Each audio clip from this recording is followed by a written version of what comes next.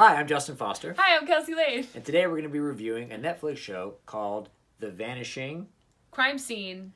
The Vanishing at the Cecil Hotel. The Cecil Hotel. It's a long title for... It's an even longer documentary. Yeah. I hated it. I think you should watch it. So if you're unfamiliar with the case, a woman in Los Angeles, right down the street actually, goes right over there, goes missing.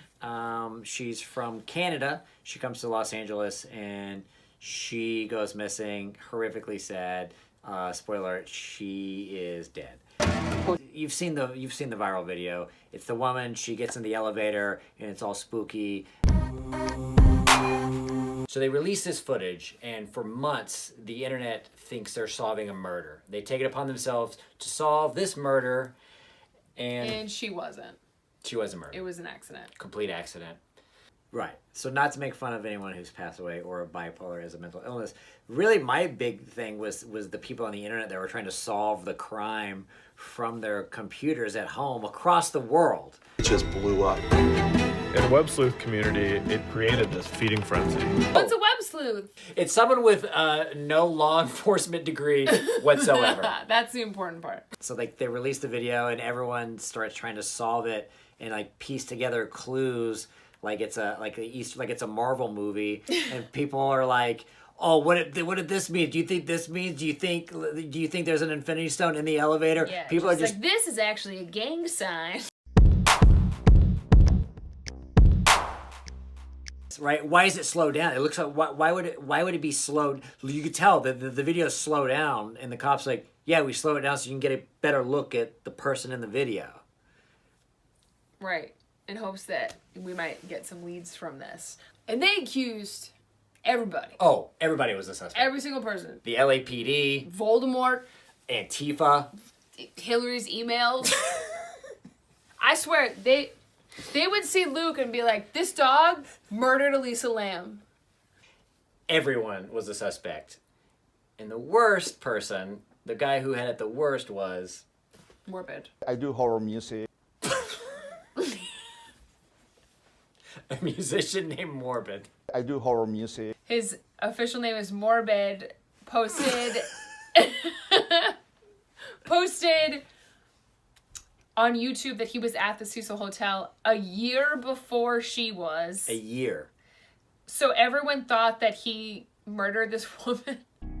This guy Morbid must have killed Elisa Lam. So they all started watching his YouTube videos. He stayed at the Cecil Hotel a year before this chick even checked into it. And then people started deciphering lyrics of his songs where he talks about like a woman drowning or something, which is how this woman died. And people go, he was at the Cecil Hotel. He's wearing weird makeup because he's in a goth band. And he has a song about a woman drowning. It had to have been him. And they drove this person to the brink of insanity. A suicide attempt. They drove him off social media. They were messaging him being like, hi, you murdered her? That was my favorite part. It just cuts to one of the comments. It's like, hello, you murdered her. He was staying at the hotel. She was a sitting duck and was easily manipulated by this perp punk. Everyone suspects him. You killed her, yes? Like, why is there a greeting? Hello, you murdered her. Tell us. Oh my gosh. I love that they're going to solve the crime via Facebook. I think my favorite thing is, like, poor Morbid is probably just sitting there on the internet like, wow, finally I'm getting the success and the fame that I deserve. I do horror music. His views start going up. Like, he's like, yeah, finally, they finally appreciate my art, my music. And then he just finds out that he's also being cyberbullied. When you see your name and your picture and your video on the TV news station in another country, and you don't even know what it says because it's a different language, but then someone tells you, they translated it, and it says that you're a suspect killer. You're like, whoa, I mean, this is not good. Hashtag free Morbid. Let's get him back on Facebook, back on you. He quit making music because of the internet. His art, guys. His art. He was like, I'm depressed now. Like, oh, you weren't before? Your name was Morbid. I'm sorry. I just don't like how they drug it out. I don't like how they drug this documentary out to 3 different parts. I don't like how they just strung us along like it was like this crazy conspiracy theory when it was just like, oh no, she actually just accidentally died. The end.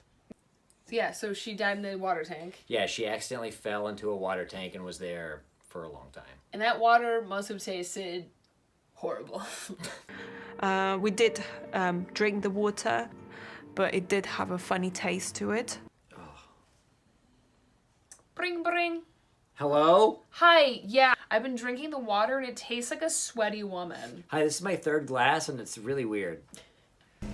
We were brushing our teeth using that water. We were showering in that water. Yeah. No, they tasted it and they were like, somehow this still tastes better than PBR. Yeah, the people that were in town from Flint, Michigan was like, I don't know, it doesn't taste that bad. Yeah, tastes pretty good to me. It just made me so mad with like the internet and people, and like this one guy like devoted his entire like just years of, not years, but like months and months of his life and hours of his life trying to solve this crime based on the information that was given to him by the police. But the police like withhold stuff. Yeah. Right? Like they're like, we don't have all the facts. I'm like, yeah, of course you don't have all the facts. You're not detectives. Right. It's this guy that was between jobs, and then he was like, yeah, I've just dedicated all of this free time that I've had to solving this murder. And then he figured out it's not a murder, and he wasted his life. He could have probably found a job. And he stayed at the hotel like 6 times trying to like retrace the steps to find out who murdered her. Oh. And then no one murdered her.